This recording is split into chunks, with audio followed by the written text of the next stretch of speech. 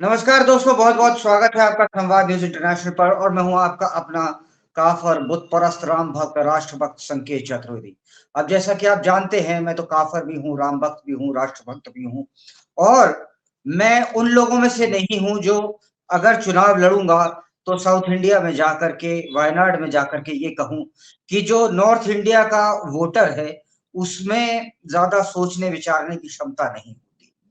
ये बयान मैं आपको बताना चाहता हूँ, जो प्रिंस हैं, राजकुमार जो हैं, कांग्रेस के उनका था। जब 2021 की बात है ये, वो वायनाड गए, उन्होंने कहा मैं वायनाड इसलिए आया हूँ क्योंकि यहाँ के लोग ज़्यादा समझदार हैं। अब वो फिर वायनाड से दोबारा लौट के राहुल यूपी को आए। तो राहुल फिर यूपी को आ चुके हैं और फिर नया जलवा क्या पता नहीं कार्यक्रम के दिखाएँगे अब। यहाँ पर बड़ी बात ये है कि राहुल ने जो इनकी पैतृक सीट थी, अमेठी, वो छोड़ दी है। अगर जो लड़ने वाला सेनापति है, वो अपनी सीट पे ही कन्फर्म नहीं कर पा रहा कि उसे लड़ना कहाँ से है, तो वो बड़ा नेता कहाँ से हुआ? वो सेनापति कहलाने के लायक कहाँ हुआ? कि तुम यहाँ से लड़ लो, मैं वहाँ से जाके लड़ लूँगा। ये कोई बड़े नेता के लक्षण नहीं होते। याद रखिए राहुल गांधी को स्वयं खड़े होकर के कोई ना कोई बड़ी जीत कांग्रेस को दिलानी पड़ेगी, तभी वो बड़े नेताओं की श्रेणी में आएँगे। इस पूरे विषय पर बात करने के लिए मेरे साथ में धीरज भारद्वाज जी मौजूद हैं। धीरज जी नमस्कार, आपका कार्यक्रम में बहुत-बहुत स्वागत है धीरज जी। धीरज धन्यवाद। जी लौट के राहुल यूपी को आ गए हैं।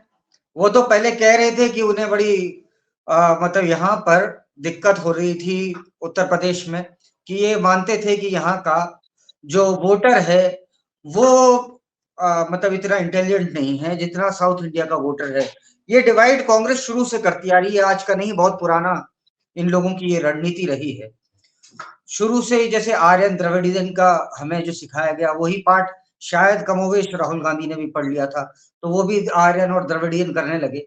अब उसके बाद में वो वहां पर जाकर के हमारे जो उत्तर प्रदेश के वोटर हैं जैसे मैं और आप हैं, तो वो नॉर्थ साउथ की वहां पे भी करने लगे। इस बात की 2021 की बात है और इस बात का विरोध मतलब ये नहीं कि वो उनका अपना रिएक्शन है, खुद जो उस समय पार्टी में थे, कांग्रेस में थे, कपिल सिब्बल उन्होंने भी करा था। उन्होंने कहा कि यार ये क्या बेकार की बातें करते हैं, ये सब पूरे देश में हर वोटर समझदार है। सर आपको क्या लगता है कि लौट के राहुल जो आए हैं वापस उत्तर प्रदेश को, तो आपको लगता क्या है मतलब ओवरऑल पूरा मतलब ये उलझा भरे शब्द समूह ज्यादा है, समझ में ये भी नहीं आता प्रश्न के बारे में करूं तो करूं क्या, लेकिन फिर भी आपका जाहिर क्या मानना है जो यहाँ पे आए हैं? जाहिर है उनके लिए मुश्किल होगी राहुल के लिए जवाब देना रायबरेली में, क्योंकि वो पिछले बार वो जब वायनाड गए थे तो वहां के मतदाताओं को, और अभी इस बार भी जब वो वायनाड में चुनाव प्रचार कर रहे थे तो उन्होंने वहां के मतदाताओं को बताया कि हमारे यहाँ जो है अ, उत्तर भारत के जो लोग हैं उतने समझदार नहीं माने जाते हैं, और उनकी इन जो नीतियां हैं इनके कारण अब देखिए तो कांग्रेस में जो आंतरिक है वो विरोध एकदम बिल्कुल खुलकर सामने आ गया है। अभी अमेठी और रायबरेली वाली सीट को समझने के लिए थोड़ा-सा और आपको ये करना पड़ेगा। आज दिन भर चर्चा रही कि प्रियंका गांधी आ जी जी। जाएँगी अमेठी में। मतलब दिन भर उन्होंने एक हम्म। माहौल बना के रखा कि हो सकता है कि प्रियंका गांधी को यहाँ से अमेठी से लड़वा दिया जाए।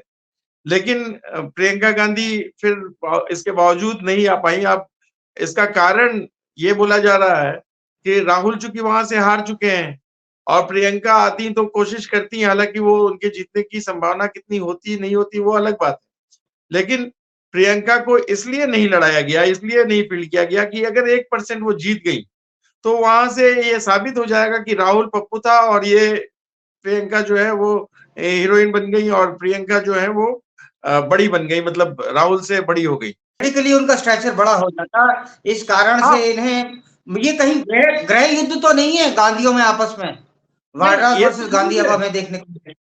ये तो शुरू से है, ये तो जी। इनका पूरा। अभी देखिए प्रियंका जब राहुल जब वो तथाकथित एक जोड़ो यात्रा, क्या न्याय यात्रा शुरू किए थे, अन्याय यात्रा, तो उसमें भी इन्होंने प्रियंका जब ये राहुल यूपी में आए तो प्रियंका अस्पताल में भर्ती हो गई, तो और उसके बाद फिर कहीं तक नहीं, हम्म। ये तो यूपी की सब कुछ थी, यूपी की प्रभारी थी। अच्छा, और उसके बाद फिर इनका जो जितने रोड शो रहा पूरे रोड शो में प्रियंका कहीं भी दिखी नहीं। तो एक तो ये इनके बीच जो खींचतान है, और भी खींचतान अभी आपको इसमें सामने आ गई कि प्रियंका ने कहीं से भी नॉमिनेशन नहीं भरा। तो ये इनके भीतर का गृह युद्ध तो शुरू है। इसके पहले भी आप देखिए, जब यूपीए 2 की सरकार थी, तो जी राहुल को पीएम बनाने की बात हो रही थी। इंटरनल चला कि क्योंकि उस समय कोई रोकने वाला नहीं था इनको, ये तो चाहते तो राहुल को पीएम बना सकते थे। लेकिन उस समय प्रियंका ने ही बिल्कुल वीटो कर दिया कि नहीं, अभी बनाना समझदारी नहीं होगा, अभी बनाना समझदारी नहीं होगा। तो उस समय से लेके अब चूंकि राहुल थोड़ा सा स्ट्रांग पोजीशन पे बन गए हैं, इनके यहाँ आपसी खींचतान ऐसी चलती रहती है। तो मम्मी जिसको चाहती हैं उसको हीरो बना देती हैं, जिसको चाहती हैं उसको जीरो बना देती है।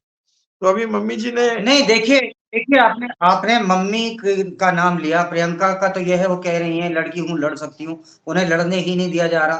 पहली चीज तो ये, और पहले वो उत्तर प्रदेश की प्रभारी थी, तो लड़की को भेज दिया इन्होंने वो क्या कहते हैं, उड़ीसा में, जहाँ कांग्रेस का कोई जनाधार ही नहीं है कि तुम नहीं यहाँ की नहीं प्रभारी हो। नहीं नहीं, जहां भी जीत रही है वहां बोल दिया गया कि प्रियंका जीत रही है, प्रियंका के कारण जीत रहा है। हिमाचल की जीत कह दिया गया कि हिमाचल की जीत में प्रियंका का सबसे बड़ा हाथ था, क्योंकि हिमाचल में ट्रेंड है कि वो 5 साल इधर 5 साल उधर रहता है।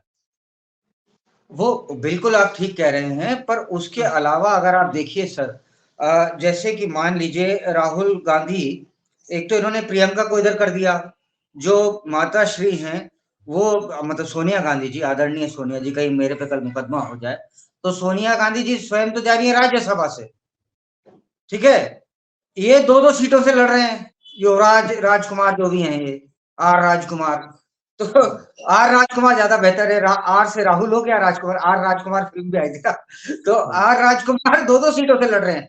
ये एक कंफ्यूजन की स्थिति है पार्टी में, कि राहुल गांधी को स्वयं ही वो आश्वस्त नहीं है कि मैं जीतूंगा नहीं जीतूंगा। और आप देखिए, मैं आपको टेक्निकली एक आंकड़े बताता हूं सर, देखिएगा आप। अमेठी में 2009 में 3,70,000 वोट पड़े थे, 2009 में राहुल गांधी की जीत हुई थी।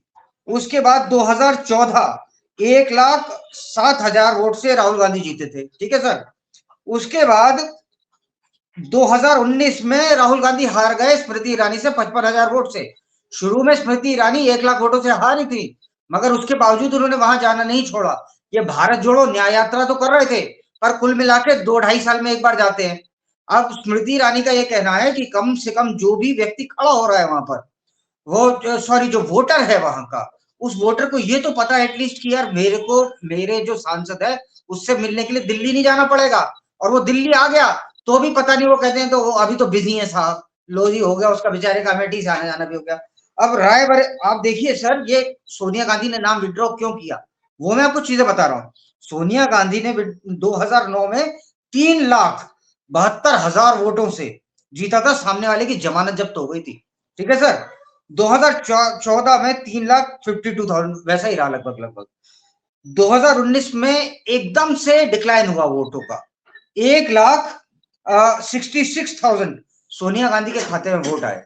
सोनिया गांधी को लगा कि जैसे 1 लाख लगभग लास्ट टाइम 1,07,000 वोटों से राहुल गांधी अमेठी में जीते थे, वही परिदृश्य कहीं रायबरेली में न दोहरा दिया जाए, इसलिए she very smartly went to Rajya Sabha.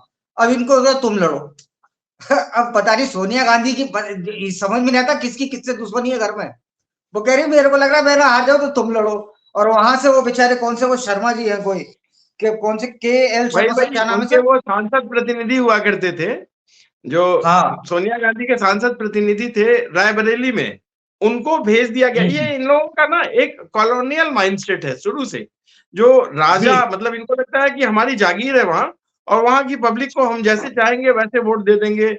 और मतलब वो जिसको लड़ा देंगे, होता नहीं था वो पहले कि कुत्ता लड़ा देंगे तो कुत्ता जीत जाएगा। तो वो उन लोगों का एक माइंडसेट है, उन लोगों का बना हुआ, कि वो महारानी है या ये युवराज है या जो भी है महाराजा है, इन लोग अपनी सीट इन लोगों की जागीर है, और जिसको चाहे उसको लड़ा दें और वो जीत जाएगा। अभी जो एक इंटरनल वाला जो आपने कहा, ये एक मुद्दा बहुत इंपॉर्टेंट है, क्योंकि ये तो अब चूंकि वायनाड इनकी जीत अगर कंफर्म्ड ये मान रहे हैं, जैसा कि उन्होंने मुस्लिम लीग के आगे बिल्कुल साष्टांग दंडवत भी कर दिया है, और अपना झंडा तक नहीं फहराया वहां, तो वहां मुस्लिम लीग ने इनको जिताने का तो पूरा प्रबंध किया हुआ है।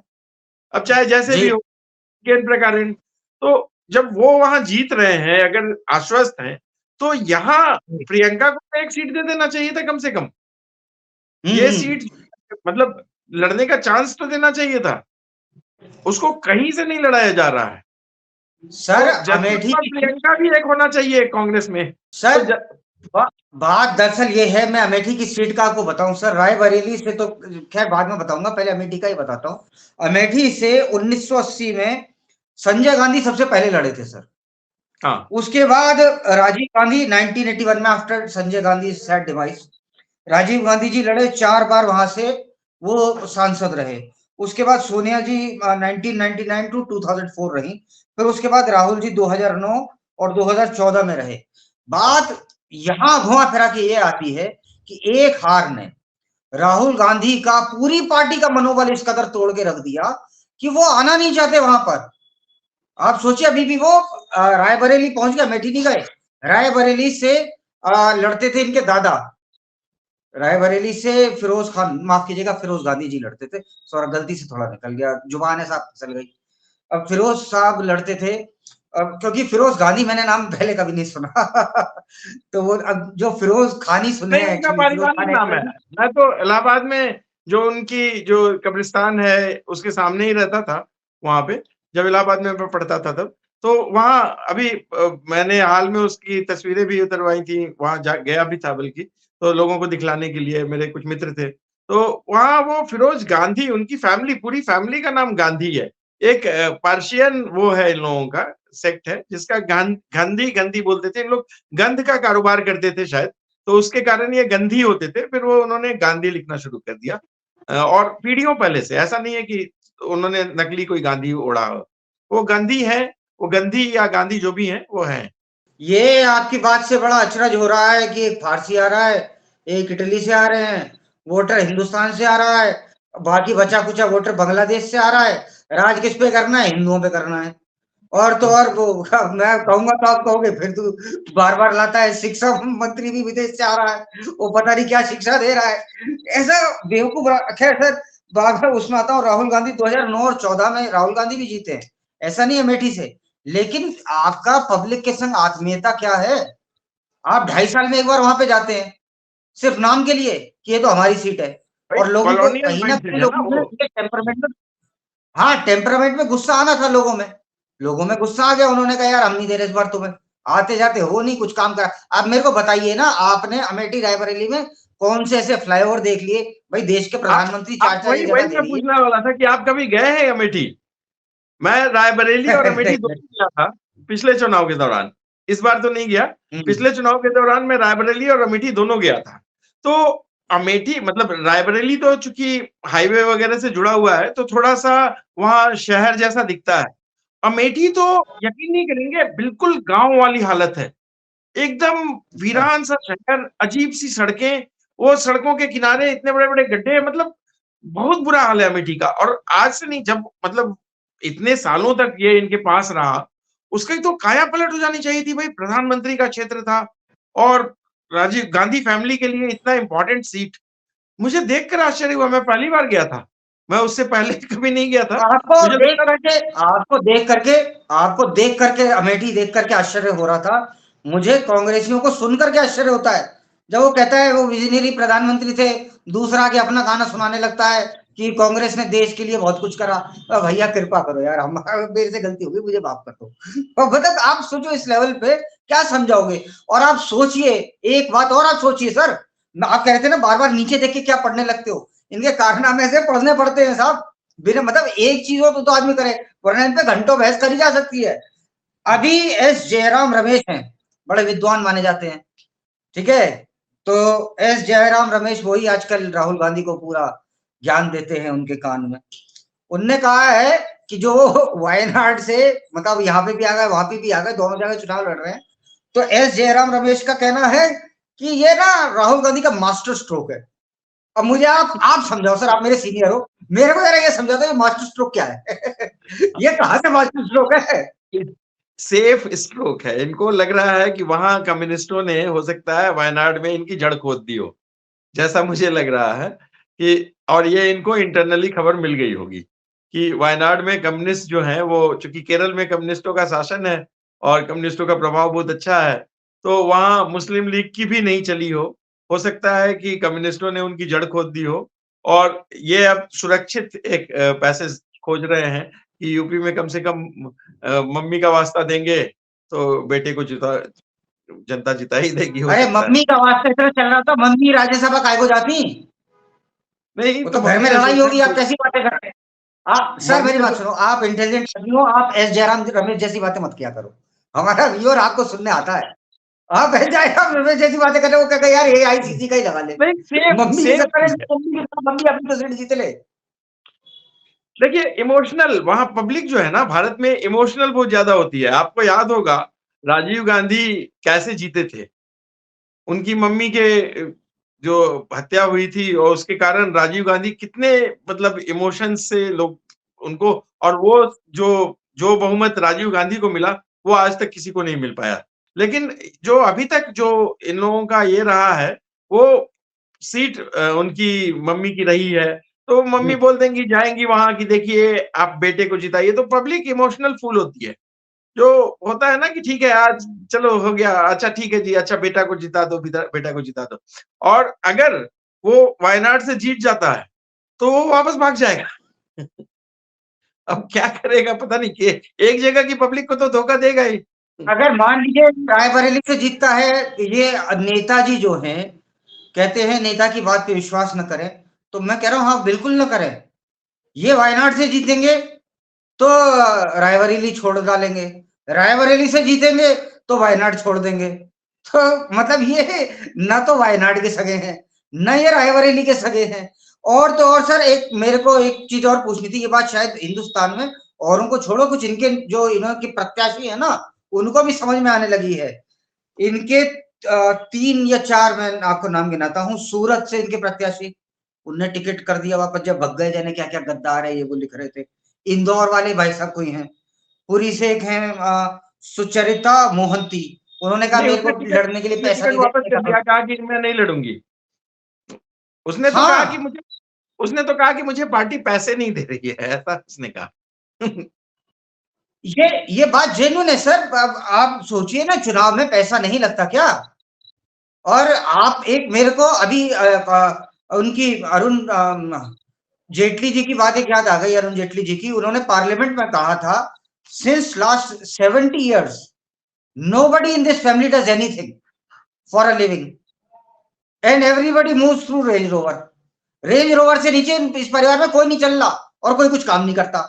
मैं मान रहा हूं, चलो जी तनख्वाह आ रही है मेंबर ऑफ पार्लियामेंट होने की, 1 लाख आ अभी रही है, 1.5 लाख आ रही अभी है, घर फ्री। एक सेकंड सर, आप रेंज रोवर का आप किराया निकाल के दिखा दो जरा, आप रेंज रोवर का अभी खर्चा कर पाओगे? वो भी 7-8। अभी जो छोड़ने वाली बात है, दिल्ली में प्रदेश अध्यक्ष इनका वो छोड़ के चले गए, आज बीजेपी ज्वाइन कर लिया, अरविंदर सिंह लवली, और उसके साथ कई लोग, बल्कि मेरे व्हाट्सएप ग्रुप पर इसमें से कई नेता शामिल थे। एक ग्रुप है जर्नलिस्टों का, उसमें तो वो बेचारे नेताजी अब क्या करेंगे, जो इन्होंने पूर्व विधायक थे नसीब सिंह, अब उनका देख रहा हूं मैं कि अब वो अपना बीजेपी का पट्टा ओढ़ते हुए फोटो लगा रहे हैं। कल तक हम लोग कुछ भी बीजेपी के पक्ष में कुछ भी एक छोटी लाइन बोल देते थे तो वो पता नहीं 4-5 मैसेजेस उनके जो मीडिया सेल के फॉरवर्डेड डाल देते थे। तो अब वो क्या करेंगे, कहाँ से डालेंगे? तो ऐसे कई सारे लोग जो हैं वो बदल गए बिल्कुल रातों अरे रात। सर, एक आज मैं आपसे पहले एक डिबेट में बैठा था, तो उस डिबेट में एक कांग्रेस के नेताजी हैं, तो उन्होंने नेताजी ने कहा कि ऐसी कौन सी वॉशिंग मशीन है बीजेपी के पास? तो एक और वहां पे मतलब पैनलिस्ट थे, उन्होंने कहा उनका धोबी में का वो है, या धोबी घाट है, वॉशिंग मशीन है धोबी घाट है, तो पर आपको क्या करना उससे? तो मैंने कहा, वो कांग्रेस के जो नेताजी थे, कहा, मैंने कहा आप भी थोड़े धुल लो, क्या दिक्कत है? आप भी सफेद हो जाओ, आप को मैले होकर के भूख रहे हो। जब सब हो रहे हैं गोरे, तो तुम भी हो जाओ यार। कितना मना करा है, तुम भी नहा धो लो। और आप सोचो, अगर ये लोग पैसे मतलब अपने लिए रेंज रोवर है, नेता को आप पैसा नहीं दे रहे लड़ने के लिए, पार्टी फंड का कुछ तो इस्तेमाल करो। ये तो बोलो चल यार तू लड़ ले, या बदनामी इतनी बड़ी है कि वो लड़ना ही नहीं चाह रहा।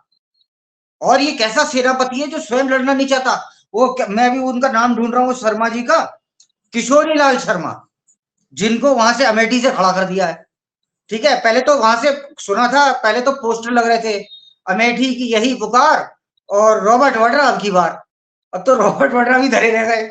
उसके बाद ना तो रॉबर्ट, मतलब कुछ खुंदसी आपस में परिवारों बड़ी क्या। आखिर ये वो सीरियल आता था ना, ये रिश्ता क्या कहलाता है, जिसमें शायद मेरे ख्याल में स्मृति ईरानी जी थी, या कहानी घर घर की जो भी था, वो ही यहाँ पे ही चल रहा है। और उनको इस पूरे घर की कहानी की नॉलेज बड़ी अच्छी है, क्योंकि वो एक्ट करके आई थी, तो उन्हें पता है कि यहाँ ड्रामा क्या चल रहा है। किसी ने कहा था दीदी से बात करो, दीदी से बात करो तो भाई नाराज, भाई से बात करो तो जीजा जी नाराज, और तीनों से बात करो तो माता जी नाराज। कह रहा हमें तो समझ में नहीं आता जाके बात किससे करूं। और बात आया था, ये किसी कांग्रेसी नेता नहीं कहा था कि मुझे समझ नहीं आता बात किससे करनी है। अब वो इनको बेचारे किशोरीलाल शर्मा जी को खड़ा कर दिया। आप सोचिए, उनको जब दिया गया उन्हें पता ही नहीं था, उन्हें पत्रकारों ने बताया भैया तुम्हारा नाम आ गया है। अब वो खुद ही खड़े होकर के सोच रहे कि यार ये कहां से आ गया, अब इसका खर्चा कहां से उठाऊंगा, जब मुझे पता लगेगा तो आपको बताऊंगा। वैसे आप बोलो, ज्यादा मजेदार आपको क्या लगता है, कांग्रेस कवर करना या कपिल शर्मा शो? नहीं, इस बार जो सीरियल की बात हो रही है तो मैं बताऊं कि लास्ट इलेक्शन में शायद आया था, या उससे उसके पहले वो एक वेब सीरीज आई थी जिसमें अनिल कपूर भी थे और मंदिरा बेदी थी। वो पूरा का पूरा इन्हीं की फैमिली पर थी, मतलब वो पूरी फैमिली पॉलिटिक्स से दिखाई गई थी। हालांकि ये जो हीरो और हीरोइन थे इन लोग सिक्योरिटी वाले थे, लेकिन जो पॉलिटिक्स था वो पीछे में बैकग्राउंड में ये इसी फैमिली की दिखाई गई थी कि कैसे बहन भाई के खिलाफ साजिश रच रही है, भाई बहन के खिलाफ साजिश रच रहा है। ये इन लोगों का आपस में परिवार बिल्कुल मतलब अब वो सीरियल इससे प्रभावित था या ये सीरियल से प्रभावित है, ये पता नहीं। तो खैर शो तो देखना मुझे जो है इन्हीं लोगों का ज़्यादा अच्छा लग रहा है आजकल, और आजकल मेरे ख्याल से जो टीवी शोज़ है उन्हीं की टीआरपी कम हो गई होगी इन लोगों के कारण। इनका शो ज्यादा बेहतर चल रहा है, लोग बाग ये इनको देख रहे, वो कहे मतलब आप, मैं आज शॉप पे जाता हूँ सर, तो लोग बाग वो कहते पता है आज लवली ने ज्वाइन कर ली बीजेपी। अच्छा, कोई ये नहीं कहता कपिल शर्मा शो में क्या आ रहा है, कोई भी नहीं कहता। सबको इनका कॉमेडी सीरियल ज्यादा मजेदार लग रहा है। तो दोस्तों ये था आज का कार्यक्रम, उम्मीद है आपको पसंद आया होगा। हालांकि हम हमारा जो प्रेरणा स्रोत है, जिधर से मैं स्क्रिप्ट लाके लिखता हूँ, कोशिश करूँ कि आपको पसंद आए, वो मोहब्बत की दुकान वाले ही दे पाते हैं। लेकिन नफ़रत के बाज़ार में मोहब्बत की दुकान खोलने वाले ने कितना भी भ्रष्टाचार में उनका नाम हो, कुछ हो, मगर अंततः किसी भी कारणवश उन्होंने आपको हँसाने का प्रयत्न ज़रूर करा। चाहे चाह के करा, चाहे बिना चाहे करा। जो भी है, इनको लेकर आप मोहब्बत की दुकान वालों को लेकर के आप हँसे ज़रूर। तो जय श्री राम का नारा मारिए। और सर ने जैसा कहा ना कि बहन भाई के खिलाफ साजिश रच रहा है, मैं कहता हूँ इन्हें राम मंदिर जाना चाहिए। राम मंदिर जाते तो समझ में आता कि भाई भाभी ये सब रिश्ते होते क्या है, कि माता का वचन, पिता की आज्ञा होती क्या है। अगर जाते, क्योंकि जो आप पढ़ते हो वही तो आप सीखते हो। अब वो एक और इनका याद आ गया, भैया क्या बताऊं, इतने बड़े कॉमेडी सर्कस है, मैं रोक नहीं पा रहा। एक मजार पे खड़े हुए, सब यूं कर रहे, ये यूं कर रहे।